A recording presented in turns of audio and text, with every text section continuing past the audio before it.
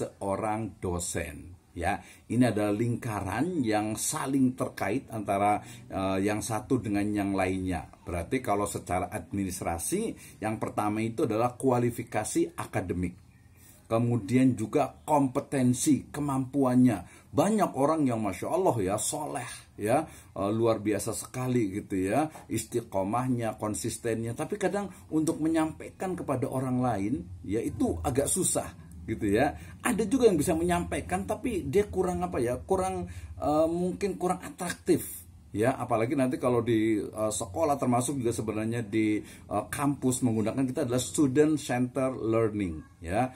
Student center learning itu adalah bagaimana pembelajaran itu fokus kepada mahasiswa. Apa sih sebenarnya yang mahasiswa ingin pelajari ya, yang ingin tahu gitu ya. Nah, nanti dosen tugasnya itu adalah menstimulus ya, agar mereka memiliki giroh, memiliki semangat untuk belajar, termasuk menggunakan ya berbagai style metode dalam pembelajarannya ya. Kualifikasi akademik, kemudian kompetensi, kemudian sertifikat pendidik. Di sini adalah sertifikasi dosen, kemudian sehat jasmani dan rohani, ada kualifikasi khusus nanti dari lembaga sampai mampu mewujudkan tujuan pendidikan. Ya, dalam hal ini bisa Indonesia berarti nasional, kalau dalam Islam berarti adalah apa sih tujuan dari pendidikan di dalam Islam.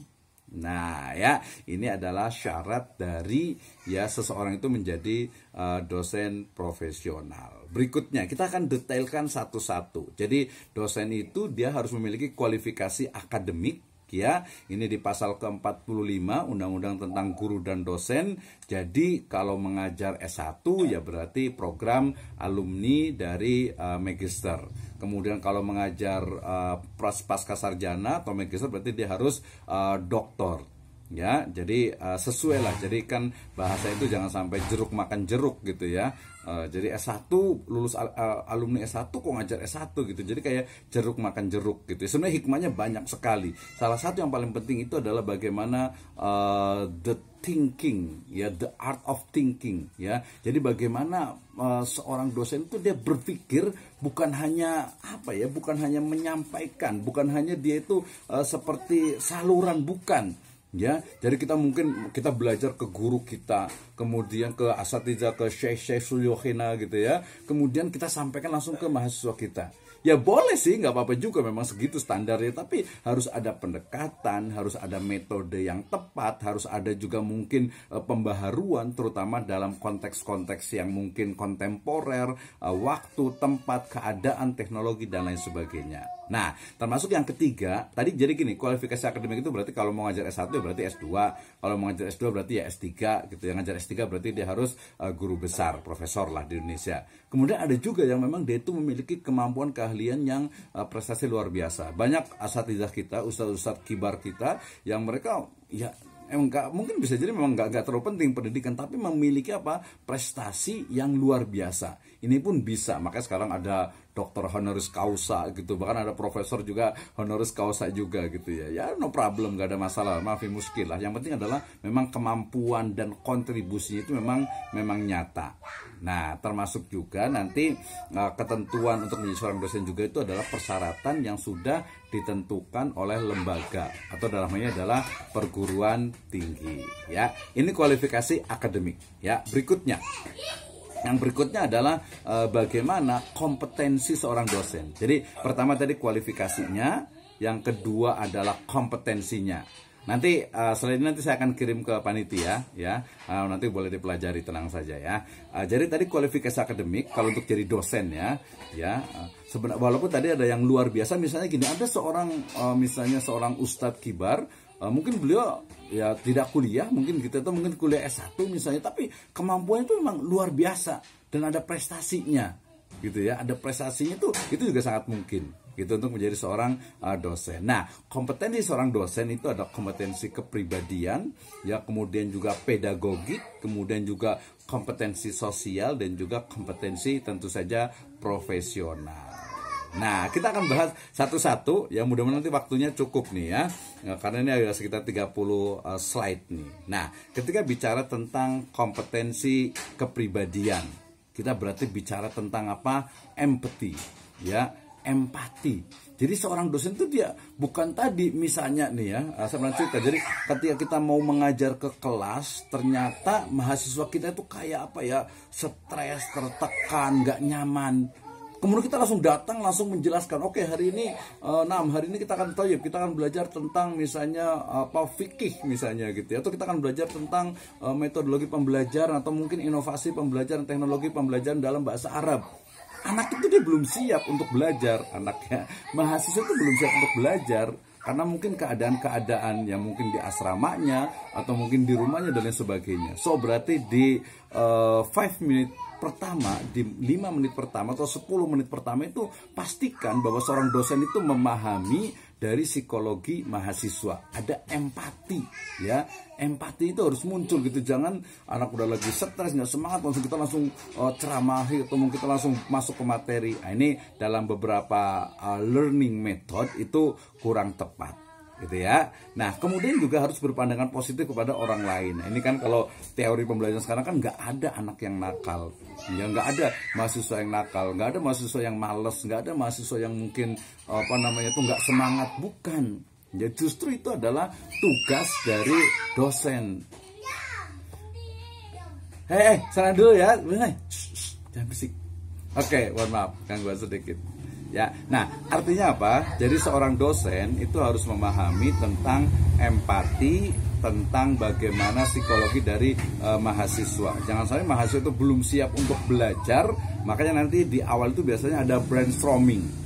Ya, brainstorming itu mungkin bisa review, bisa mungkin awal itu membangkitkan semangat mereka untuk belajar, dan yang lain itu masuk ke dalam manajemen kelas, dalam pembelajaran. Nah, kemudian tadi berpandangan positif pada orang lain. Jadi kalau, ya ini memang tugasnya ustadz, guru, dan dosen. Jadi kalau ada mahasiswa yang gak semangat, ya tugas kita gitu ya. Tugas kita untuk bagaimana agar bersemangat. Termasuk sebenarnya diri kita juga.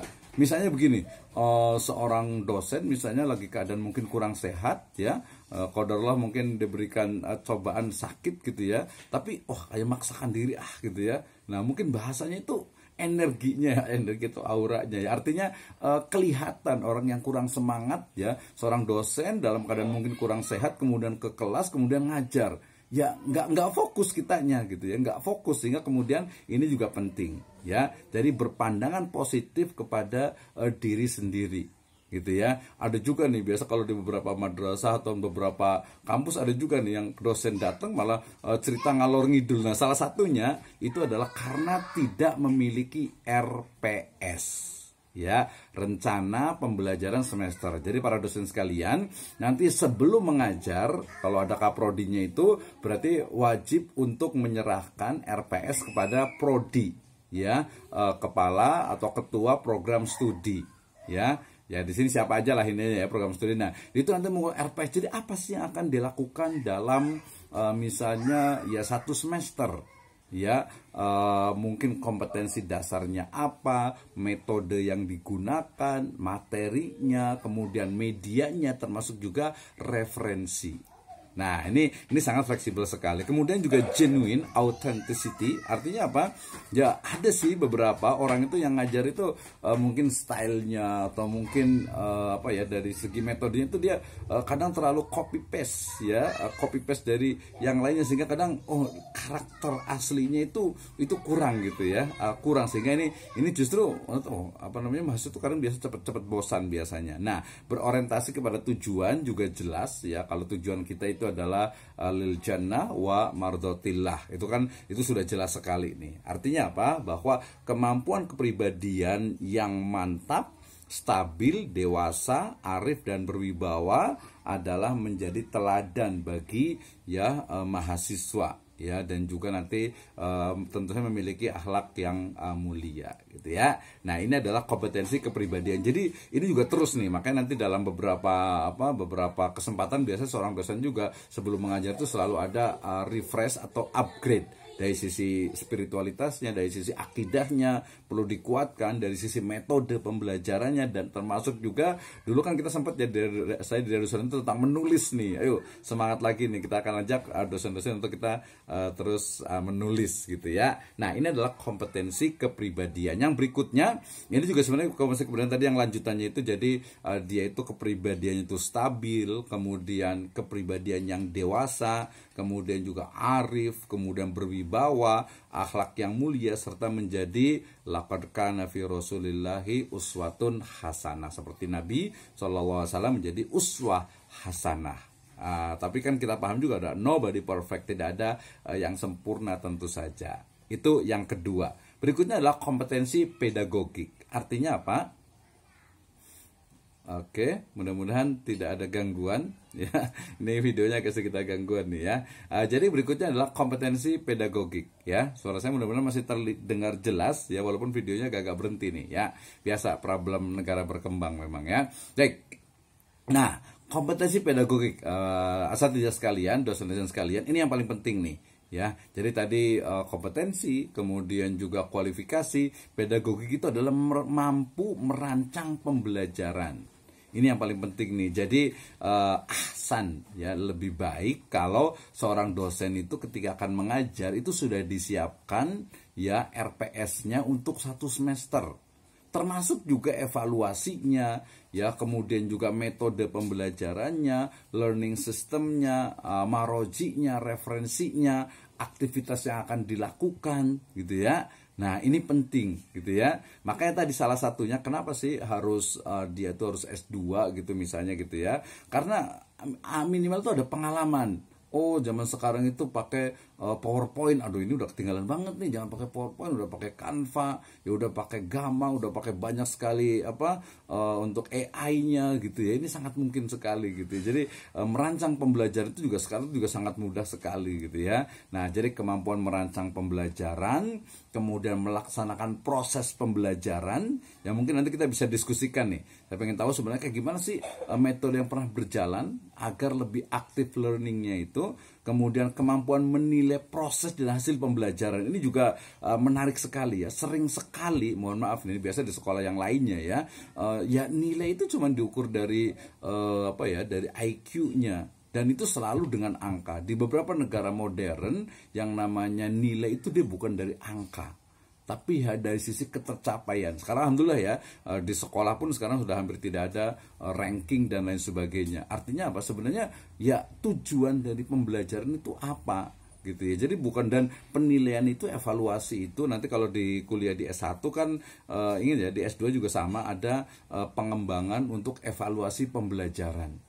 Ya, jadi evaluasi pembelajaran itu ya bukan hanya nilai UTS, bukan hanya nilai UAS, bukan hanya nilai tugas, tapi akan kelihatan oh memang dia betul dia mengikuti proses pembelajaran. Nah, kemudian yang keempat adalah mampu untuk memanfaatkan hasil penelitian untuk meningkatkan kualitas pembelajaran. Nah, ini yang keempat, ini yang kebanyakan itu ya udahlah ngajar aja gitu ya. Apalagi mungkin ngajarnya misalnya mengajar fikih atau mungkin akidah gitu ya, atau mungkin juga ini ya, kalau di mata kuliah berarti ya banyak ya, mungkin dari ilmu-ilmu akidah, kemudian juga mungkin ada qawaid al-fiqhiyah atau teori pembelajaran, turukut tadris gitu ya, atau mungkin juga ada mustalah gitu. Kalau belajar ngajar mustalah kan untuk paling banyak sekali sekarang aplikasi itu banyak sekali gitu ya. Ini jadi yang keempat, saya ulang lagi, kemampuan memanfaatkan hasil penelitian untuk meningkatkan kualitas pembelajaran.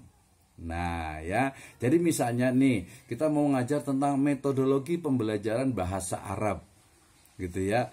Nah, berarti ya bukan hanya yang ada di satu buku itu saja, tetapi dia harus membaca jurnal, dia harus membaca penelitian-penelitian yang dilakukan oleh orang lain. Ada berapa sih, saya sempat kemarin nyusun satu buku tentang bagaimana belajar misalnya Al-Quran atau belajar bahasa Arab.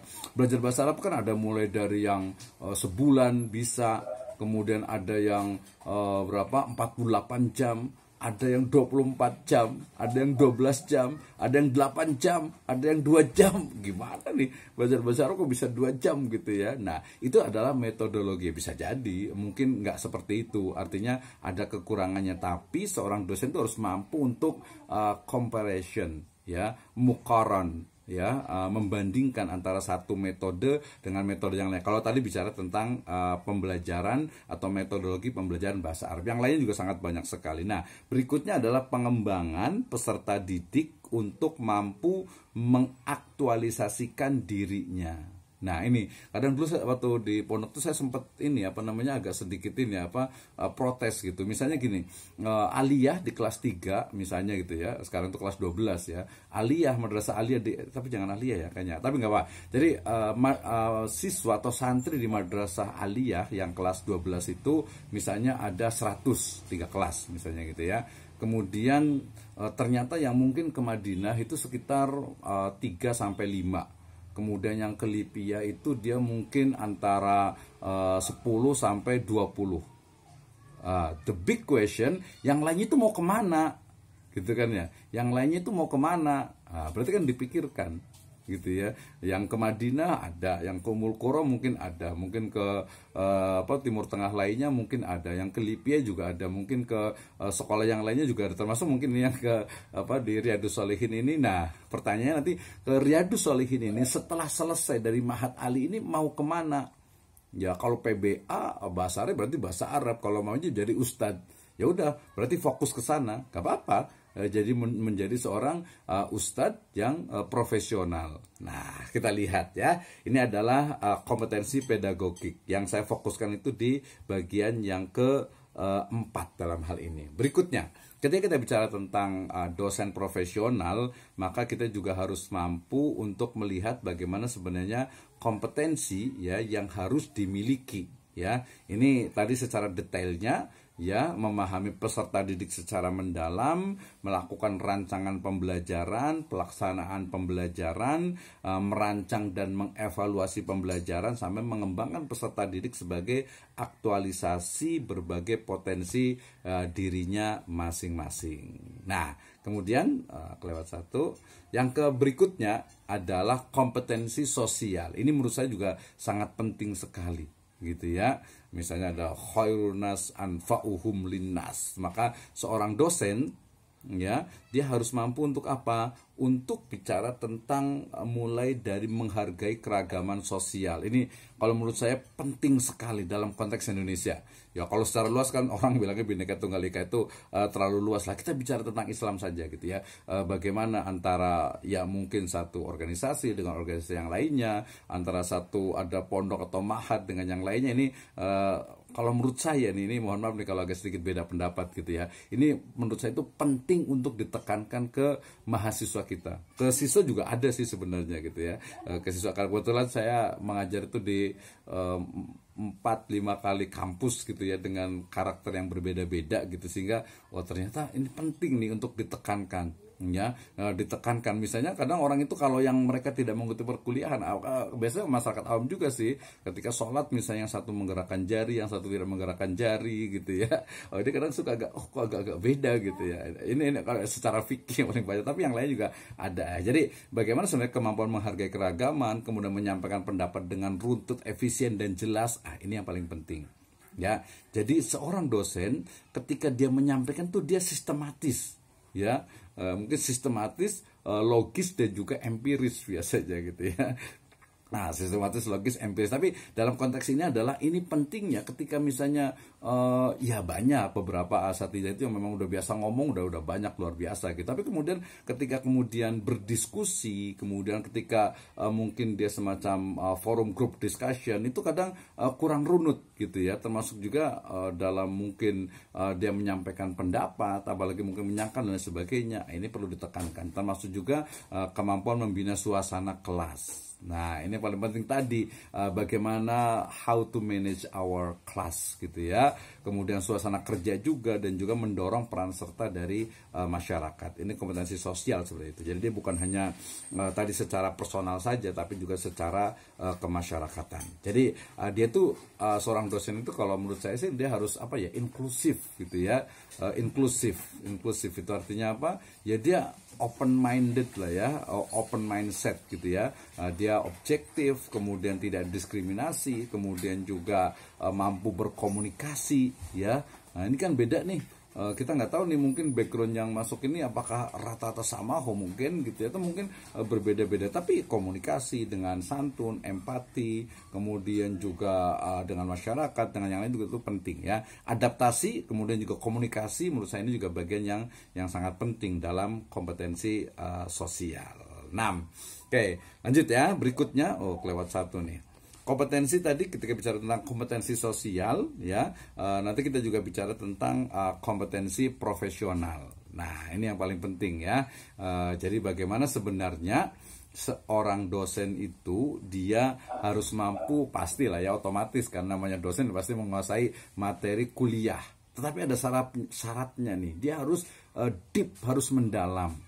Ya makanya ini kan kalau umpamanya ada mungkin apa ya, PLPK atau mungkin biasanya itu khidmah baru lulus kemudian dia ngajar misalnya gitu, atau mungkin juga bisa juga seorang yang baru jadi dosen gitu, kadang ya dia paham gitu tapi dia kurang mendalam. Jadi mungkin apa ya, bahasa itu kurang holistik lah gitu mungkin ya. Jadi dia harus betul-betul memahami, termasuk juga korelasi dengan apa, ilmu pengetahuan yang lainnya. Ini menjadi penting ya. Nah, merancang, melaksanakan, menyusun laporan penelitian ini juga penting, bahkan ini harus jadi sesi tersendiri. Nanti kalau mama itu nanti insya Allah mudah-mudahan untuk penelitian kita siap lah ya. Saya siap untuk mungkin membantu gitu, dan majanan aja lah, nggak usah ini. Yang penting bisa melakukan penelitian dosen, ada hasilnya dipublikasikan. Ini menurut saya yang paling penting. Ini akan saya ulang-ulang terus nih. Sekali lagi ya, seorang dosen dia harus pertama meneliti, melakukan penelitian, kemudian menyusunnya dalam bentuk laporan penelitian, lebih simpelnya adalah artikel jurnal. Nah, kemudian dipublikasikan. Ya, publikasi sekarang ini ya mungkin kalau sedikit curhat itu ya, hampir 4 kali kampus ya, yang saya ngajar di situ, itu kayaknya dalam tanda petik itu kayaknya nggak ada yang sunnah gitu ya. Ini sedikit sekali ini. Ya mungkin karena dulu ya, kalau sekarang alhamdulillah ya ada di Jember juga ada. Nah, ini Riyadhus Shalihin juga harus ini nih, harus bisa maju nih ya, harus bisa maju ya. Di situ kan ada UIN, ada Unmar dan sebagainya. Termasuk mana ada teman juga yang kerjasama tuh di sekolah tinggi apa ya, Babu Najah atau apa tuh di Pandeglang itu juga tuh, di STAI itu ya. Nah, ini penting. Jadi harus meneliti, kemudian mepublikasikan. Ya, harus ada publikasi yang itu nanti dibaca semua orang. Inilah adalah dakwah ya. Ini adalah dakwah kita ini di kalangan akademik terutama gitu ya. Nah, mengembangkan dan menyebarluaskan inovasi penting. Ya, merancang, melaksanakan, menilai pengabdian pada masyarakat. Jadi kalau akademisi itu apa ya? Kita lebih bebas untuk beristilahnya itu mengabdi kepada masyarakat. Kita bisa ke desa, kita bisa ke berbagai lembaga yang ada di masyarakat ya. Karena kita memang profesional gitu ya. Nah, ini yang penting nih ya. Jadi kompetensi profesional. Berikutnya adalah bahwa kompetensi profesional ini juga harus didukung oleh oleh seorang dosen yang memang memiliki kemampuan dari sisi materinya, konsepnya, strukturnya,